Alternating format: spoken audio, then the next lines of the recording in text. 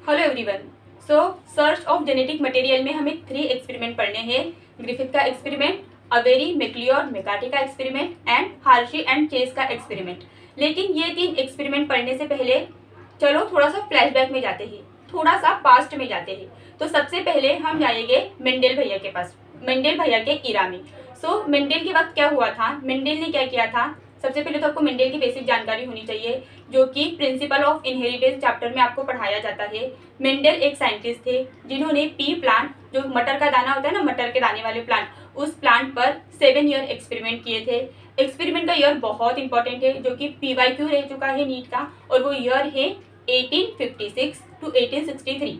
फिर 7 year P plant के ऊपर 1856 टू 1863, ये जो 7 ईयर मेंडल ने पी प्लांट के ऊपर अपने एक्सपेरिमेंट किए। एक्सपेरिमेंट करने के बाद आफ्टर 2 ईयर्स 1865 में मेंडल ने अपने वर्क को पब्लिश किया। तो 1865 में मेंडल ने अपने वर्क को पब्लिश किया। और मेंडल का बेसिकली उसका काम क्या था, उसने क्या बोलना क्या चाहा अपने वर्क में से। उसने बोला कुछ तो फैक्टर है। वो क्या करता है, वो पेरेंट्स से प्रोजेनी में जाता है, मतलब माँ बाप से बच्चे में जाता है, और जो माँ बाप की कैरेक्टर है ना, वो बच्चे को देता है। ये बेसिक मेंडल ने कहा था। वो कह रहा था कुछ तो फैक्टर है। लेकिन आज हम जानते हैं वो जो फैक्टर है ना, वो जीन है। आज उस फैक्टर को हम एज ए जीन जानते हैं, लेकिन उस वक्त मेंडल को नहीं पता था जीन एंड ऑल, इतनी टर्मिनोलॉजी उस वक्त नहीं थी। तो मेंडल ने क्या बोला, कुछ तो फैक्टर है जो क्या कर रहा है, वो पेरेंट से प्रोजेनी के अंदर जा रहा है और प्रोजेनी को वो कैरेक्टर प्रोवाइड कर रहा है। सो ये मेंडल का एक्सपेरिमेंट था। तो सर्च ऑफ जेनेटिक मटेरियल हमें पढ़ना है, तो उसके अंदर हमने मेंडल के बारे में थोड़ी सी जानकारी ली। अब हम जानने वाले हैं फ्रेडरिक मिस्टर के बारे में। सो आपको पता होगा, मैं थोड़ा सा रिवाइज करा रही हूँ। मेंडल ने क्या किए थे, 7 ईयर एक्सपेरिमेंट किए थे। ईयर ऑफ एक्सपेरिमेंट था 1856 टू 1863। 1865 में उसने क्या किया था, 1865 में मेंडल ने अपने एक्सपेरिमेंट पब्लिश कर दिए थे। फिर आए पिक्चर में एक दूसरे साइंटिस्ट, और वो है फ्रेडरिक मिस्टर। फ्रेडरिक मिस्टर ने क्या किया, 1869 में फ्रेडरिक मिस्टर ने जो पस सेल होते हैं, WBC के पस सेल होते हैं, उसके ऊपर अपने एक्सपेरिमेंट किया। उस पस सेल के अंदर उन्होंने क्या किया, एक अल्कलाइन मीडियम डाला, और उन्हें रिजल्ट क्या मिला। जब उन्होंने वो सब कुछ प्रेसिपिटेट आउट किया, तो उन्हें रिजल्ट में मिला एक केमिकल मिला उन्हें। और वो जो केमिकल था ना, उसके अंदर बहुत ज़्यादा फॉस्फोरस था। फॉस्फोरस की मात्रा उस केमिकल के अंदर बहुत ज़्यादा थी। सो हाईली रिच फॉस्फोरस केमिकल वो जो पस सेल थे उसके अंदर से फ्रेडरिक मिस्टर को मिले। तो उन्होंने क्या बोला, उस केमिकल को, हाईली रिच फॉस्फोरस, वो जो केमिकल उन्हें मिला था, उसे उन्होंने नाम दिया न्यूक्लिन। उन्होंने बोला भाई ये न्यूक्लिन, मैं इसे न्यूक्लिन कहूँगा। लेकिन आज हम जानते हैं वो जो न्यूक्लिन है वो न्यूक्लिक एसिड था, और वो न्यूक्लिक एसिड क्या है, वो DNA था। ये हम आज जानते हैं। लेकिन 1869 में जब फ्रेडरिक मिस्टर ने पस सेल के ऊपर अपने एक्सपेरिमेंट किए थे, और उन्होंने वो जो हाईली रिच फॉस्फोरस का केमिकल उन्होंने प्रेसिपिटेट आउट किया था, तब उन्होंने उसे न्यूक्लिन कहा था। तब उन्हें ये नहीं पता था कि वो DNA है, और तब उन्हें नहीं पता था कि वो न्यूक्लिक एसिड है। सो यही था फ्रेडरिक मिस्टर का एक्सपेरिमेंट ऑफ जेनेटिक मटेरियल। इसके ऊपर मैं शॉर्ट्स अपलोड कर रही हूँ। सो हमने मेंडल के बारे में उसमें पढ़ लिया है, और हमने फ्रेडरिक मिस्टर के बारे में लास्ट वीडियो में बात कर ली है। फ्रेडरिक मिस्टर एक साइंटिस्ट थे। 1869 में उन्होंने WBC जो होते हैं, व्हाइट ब्लड सेल, उसके अंदर जो पस सेल होते हैं उसके अंदर अपने एक्सपेरिमेंट किए। और एक्सपेरिमेंट के दौरान उन्हें जो रिजल्ट मिला, वो रिजल्ट उन्हें ये मिला कि उन्हें एक केमिकल मिला, और वो जो केमिकल था वो था phosphorus rich, highly phosphorus rich chemical उन्हें मिला, और उस केमिकल को उन्होंने नाम दिया न्यूक्लिन। अब हमें आगे पढ़ना है, बस उन्होंने इतना ही किया, इसके आगे कुछ नहीं, उनका इतना ही काम है। लेकिन आज हम जानते हैं वो जो न्यूक्लिन है वो न्यूक्लिक एसिड है, और वो न्यूक्लिक एसिड क्या है, वो DNA है। लेकिन उस वक्त उन्हें वो नहीं पता था। सो सर्च ऑफ जेनेटिक मटेरियल में बेसिकली हमें जो 3 एक्सपेरिमेंट पढ़ने हैं, वो है ग्रिफिथ का एक्सपेरिमेंट, और आज हम स्टार्ट करने वाले हैं ग्रिफिथ के एक्सपेरिमेंट के साथ। और नेक्स्ट वीडियो में हम बात करेंगे अवेरी, मैक्लियोर, मेकार्टी के एक्सपेरिमेंट एंड हार्शी एंड चेस के एक्सपेरिमेंट के बारे में। सो जो हमारे ग्रिफिथ भैया थे, ग्रिफिथ ने क्या किया, ग्रिफिथ ने अपना एक्सपेरिमेंट, इनका ग्रिफिथ का एक्सपेरिमेंटल ईयर था 1928। 1928 में ग्रिफिथ ने एक्सपेरिमेंट किए अपने, और उन्होंने एक्सपेरिमेंट किए चूहों के ऊपर। तो बेसिकली उन्होंने 4 एक्सपेरिमेंट किए, और वो एक्सपेरिमेंट करने के लिए उन्होंने स्ट्रेप्टोकोकस निमोनिया बैक्टीरिया का उन्होंने यूज़ किया।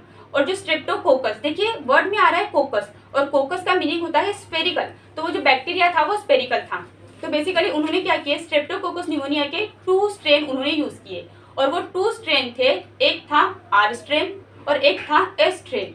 तो आर स्ट्रेन को हम कहते हैं rough strain and S strain को हम कहते हैं स्मूथ स्ट्रेन। जो आर स्ट्रेन होता है वो होता है ए वायरुलेंट, मतलब वो कोई वायरस नहीं कॉज करने वाला, और जो स्मूथ एस स्ट्रेन होता है वो होता है वायरुलेंट, मतलब अगर वो वायरस कॉज करेगा, वो जो एस स्ट्रेन है वो जो चूहा है उसके अंदर वायरस कॉज करेगा।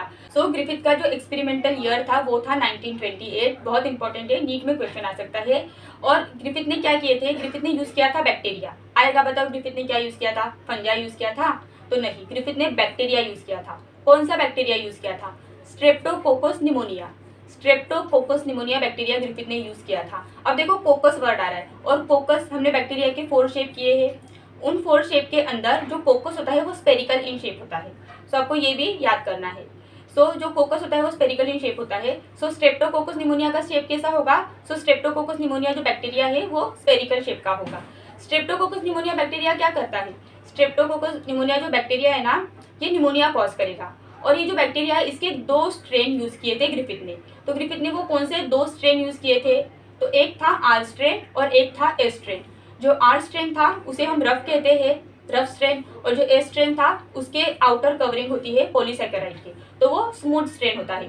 जो आर स्ट्रेन होता है वो ए वायरुलेंट होता है, मतलब अगर हमने वो इंजेक्शन लिया, इंजेक्शन के अंदर आर स्ट्रेन भरा और फिर वो आर स्ट्रेन जो है वो चूहे के अंदर हमने इंजेक्ट किया, तो चूहा मरेगा नहीं, क्योंकि क्या होगा, उसे निमोनिया कॉज ही नहीं होगा, इसलिए वो नहीं मरेगा। जो एस स्ट्रेन है, एस स्ट्रेन के आउटर क्या है, एक पॉलीसैकेराइड की कोटिंग है। तो मैंने इंजेक्शन लिया, इंजेक्शन के अंदर मैंने एस्ट्रेन भरा, फिर वो जो एस्ट्रेन है वो मैंने चूहे के अंदर इंजेक्ट किया, तो फिर क्या होगा, चूहा मर जाएगा। ठीक है, तो एस्ट्रेन क्या है, एस्ट्रेन वायरुलेंट है। तो आपको पता होना चाहिए ग्रिफिथ ने क्या किए थे, 2 स्ट्रेन यूज किए थे, आर स्ट्रेन, एस स्ट्रेन।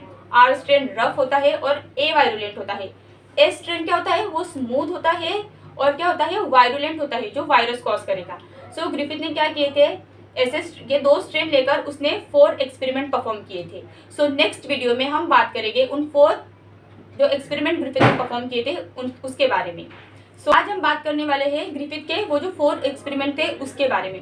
सो वो जो ग्रिफिथ के 4 एक्सपेरिमेंट थे, आपको पता है ग्रिफिथ ने स्ट्रेप्टोकोकस निमोनिया के 2 स्ट्रेन यूज किए थे, R strain and S strain. R strain rough होता है, एस स्ट्रेन स्मूथ होता है। आर स्ट्रेन जो होता है वो ए वायरुलेंट होता है, कोई बीमारी कॉज नहीं करेगा। एस स्ट्रेन जो होता है वो क्या होता है, वो स्मूथ होता है और वो बीमारी कॉज करेगा। आर स्ट्रेन रफ होता है, कोई बीमारी कॉज नहीं करेगा। एस स्ट्रेन स्मूथ होता है, जो कि बीमारी कॉज करेगा। सो अब मैंने क्या किया, अब मैंने लिया एक चूहा, मैंने नहीं, बेसिकली ग्रिफिथ ने लिया था। ग्रिफिथ ने लिया एक चूहा, उसने लिया एक इंजेक्शन, उस इंजेक्शन में उसने भरा लाइव आर स्ट्रेन, फिर वो आर स्ट्रेन उसने डाला चूहे के अंदर।